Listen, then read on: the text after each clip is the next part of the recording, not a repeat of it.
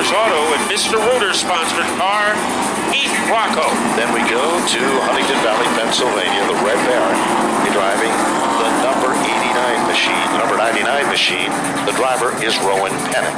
The driver looking for his 104th SK Windodyne in the Sterling Security and Alley installation car, Ed Christopher. The remainder of the field, Jeff Burrill, the number 18, Jeff Gallup, the 44, Peyton Henry, the 23, Tommy Mabrino, the 00, and Nick Salva in the number 78. DJ Burnham, car number 51, Tommy Bowles in the 76, Tyler Hines in the 94, Mike Benavides in the 85, and John Catania in the 12. They rumble off turn number 4. The green flag is out. Michael Jervis has worked hard all season long with this race car, and they have almost discovered the magic that they need. As at the point, Jervis starts to string it out. Meanwhile, here comes Kopsik. Color orange, Richie Evans style. Moves into second, car number 31. And it's a battle for third between McDermott and Pitcat. Pitcat getting a good jump out of the second quarter, and he is leading by a nostril over McDermott as they fireball their way into the fourth corner. There's no question about it. They rumble back to the line. Here comes a challenge. Meanwhile, look at Todd Owen. Owen lost the rear end in practice. He's already up to the top 5. He comes together with Cam McDermott. They settle back in the line. Galco is there. Here comes Michael Christopher. Up on the outside, up on the wheel. Christopher hunted down by the Bulldog with Ron Williams and Dan Avery right there contending. And Avery is able to get underneath Christopher to move into the top 7 at the front of the field. Is Michael Jarvis Jr. making an explosive move underneath Christopher as Ronnie Williams as he tries to rampage his way toward the front. There's no question about it. There's a pack of 4 cars running side by side, nose to tail. It is in the bottom of the top 10. Williams is on the bottom. Glued to his back bumper is Rocco. Just in front of them, it is Dan Avery battling with Galco with car number 3. Avery made a nice move to catapult his way underneath Galco. Let's see if he can make it stick, and he does, coming out of the second corner. Battle for second. Object is being pestered by Woody Pitcat, who makes a bold move underneath. Off the turn, Kopsik got his hands full. Fastest car in the racetrack, Todd Owen, 19.321. Owen is marching to the front. Look at Woody Pitcat. Look at McDermott. Gives him a little power push. And now Woody Pitcat moves into second. Here comes McDermott. But here comes Owen. Owen is really strong. He's all over McDermott. Trouble now. We've got a melee. Looks like, is that Ted Christopher involved? Yes, Christopher is involved. Tommy Bowles Is Mike involved. Christopher. Mike Christopher is involved. And it looks like there is one other car, and we believe that's Jeff the Burrell. 18 of Jeff Burrill. But the two cars. And you can go to your participating Napa dealer, save some cash. So it's a win-win situation for everybody. It certainly is, man, and it appears that speaking of a win-win, it looks like we're going to go back to green as Michael Jervis, Woody Pitcat, another individual up on top of the all-time win list and rising as we speak. Stephen Kopsik in the second row with Keith McDermott. Todd Owen, Dan Avery both have won features this season. Let's see what's going to happen now. Lights are off, and here they come, Matt. And we are ready to turn up the volume. The man in the spotlight is Michael Jarvis Jr. He gets a pretty good getaway, but that is countered by a great liftoff by Woody Pitcat. Object tried to get underneath the 50, was unable to, and now making some noise on the outside is Cam McDermott. Cam McDermott has had such a roller coaster season.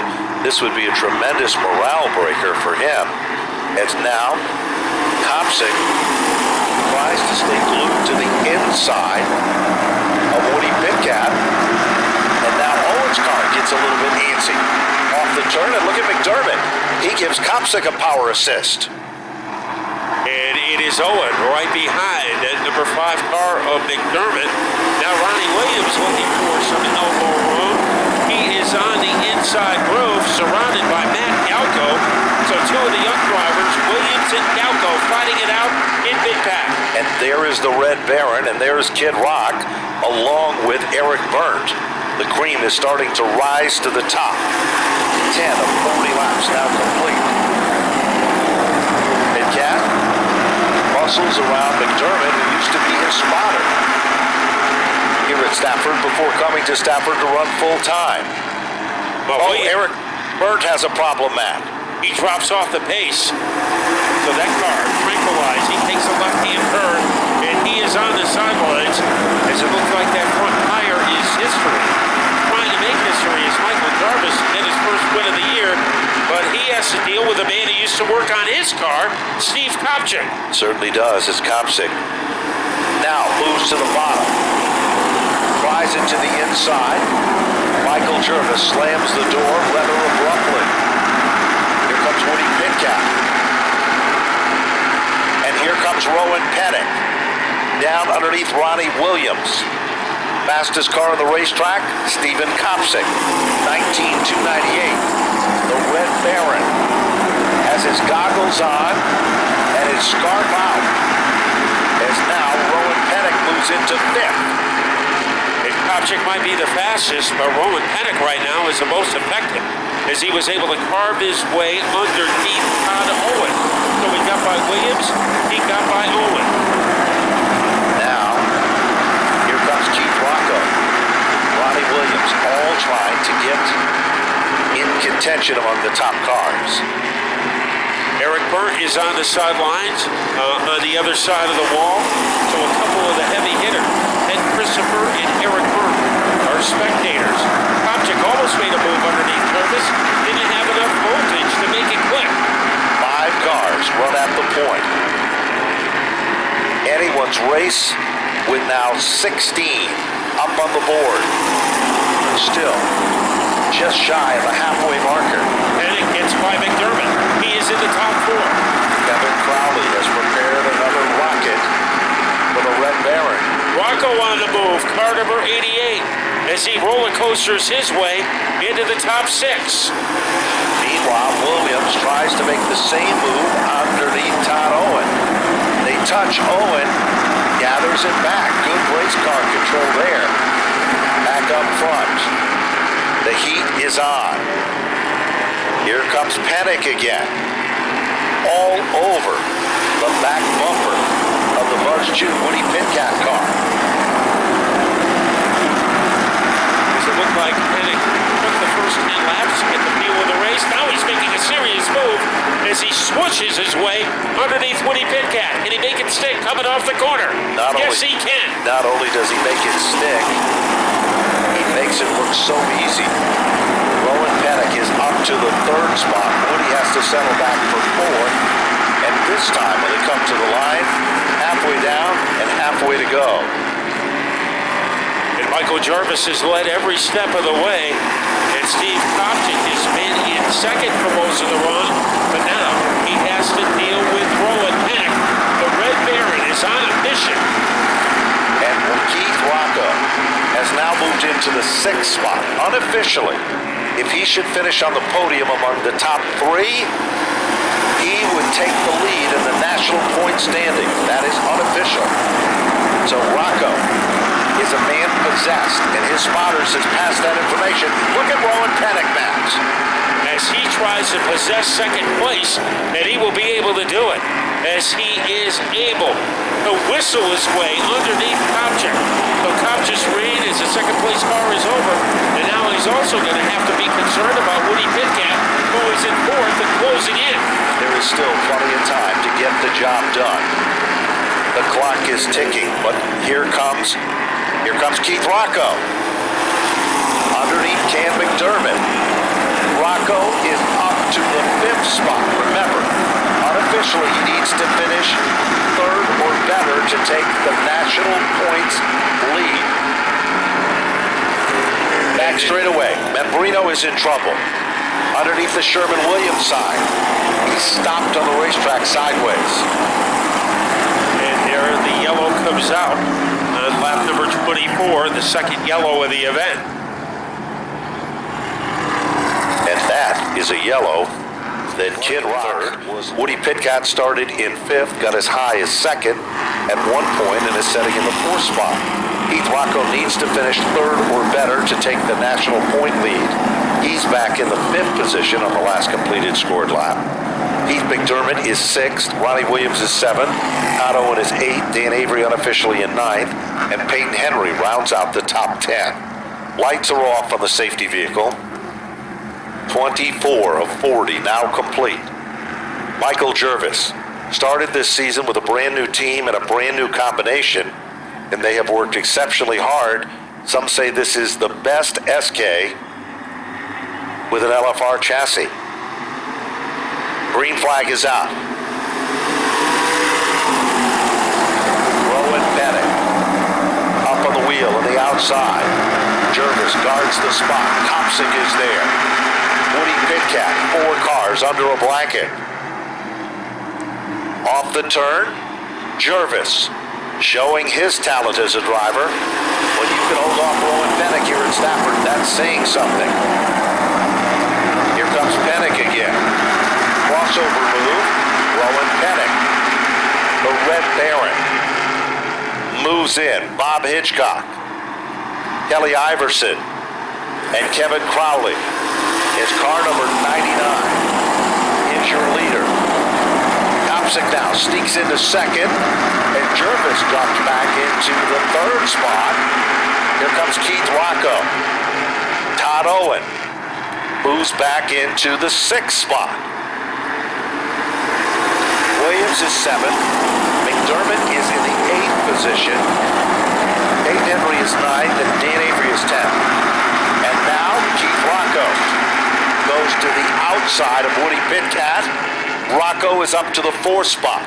He needs one more position to take over the lead unofficially in the national point standings. He's got to get around Michael Jervis to do that. 12 circuits and counting. And now Williams starts to work over Todd Owen. But Matt Buckler, it is still Rowan Pennick, who's been pretty much the story in 2016 again here at Stafford. And Kopsik trying to spoil his path to victory. Jarvis getting a threat now from Kid Rock. Kid Rock looking to land on the podium. Down the back straightaway. Car number 78. Nick Salva's car literally ignites in flames as Salva's car comes to a screeching halt underneath the Family Ford of Enfield sign. And he is quickly out of the race car. Boy, the bad guy with a lot of talent. Jimmy Fuller had done an amazing job for that team in previous years. So the best associates themselves with the best. I think that's the answer, man. Yeah, it was a great game plan tonight for Rowan Pennick. As the first 10 laps, I think he just wanted to get through those 10 laps and not getting involved in any carnage. And then when he did that, he started to attack. He got by Ronnie Williams, got by Todd Owen, got by Kopsik, and then he eventually got into the lead. So patience in the beginning, dominance in the middle, and now he is going to try to hold off Kopsik, Jervis, and Pitkat at the end. Here they come. There is the green. Pennick, a little bit stronger off the turn. Jervis now tries to take back 3rd, but Rocco's on the outside. Pennick's car got evil in turn 2, Matt. As that car looked like it was having a panic attack, but now he is able to pull away for the combination of Jarvis and Kopsik, and Jarvis is on the verge of regaining 2nd place. Jarvis becomes the meat in the sandwich with Kopsik, Woody Pitkat, Keith Rocco, Ronnie Williams, and Todd Owen. 6 cars battling for the same airspace, and that's position number 2. Pitkat on the inside trying to get the best of Kopsik. They are frozen together like a couple of twin tops, and now Kopsik gets the edge there. Rocco, who got stuck on the outside, is now 5th. as he is trying to hold off Owen. Trouble in the middle of turns 3 and 4, and that is Tommy Bowles in trouble as he is tangled up in the weeds off of turn number 4. Tabitha, the car that was purchased on Halloween a year ago, has come to a screeching halt. The Spirit of America Bowl Special. Drivers left, With 30. led by Rowan Pennick, whose car seemed to be getting better as the race went on, with one exception, that little belch that he made in turn number 2. And before you can say gesundheit, Kopchik and Jervis were all over him. Let's see if that does return as it did on the last restart. As the lights are off on the safety vehicle from Whelen Engineering. 32, 8 circuits to go, 4 miles left. Here they come. On the inside, Rowan Pennick. Deja vu, just like the last start. Turn 1 is good. Turn 2, he's able to keep the car down. And it pulls away. Woody Pitcat is back up on the wheel, and Jervis is sideways. Scrambled 4 wide. They came off that turn. What a job by Jervis to save it, but he loses 1 position to Pitcat, and he is lucky he only lost 1 position and didn't lose a lot more. Todd Owen pulled off a Timex timely move. He's up to the 4th spot. Meanwhile, Owen lines up his front bumper with the Jervis machine. Now Jervis is trying to get down underneath Woody Pitcat. Michael Jervis keeps digging and digging. Owen in that 4th spot, and here comes Kid Rockmat. High, wide, and handsome around Owen to the outside, but Owen says, As Owen trying to hold off Rocco, who has momentum.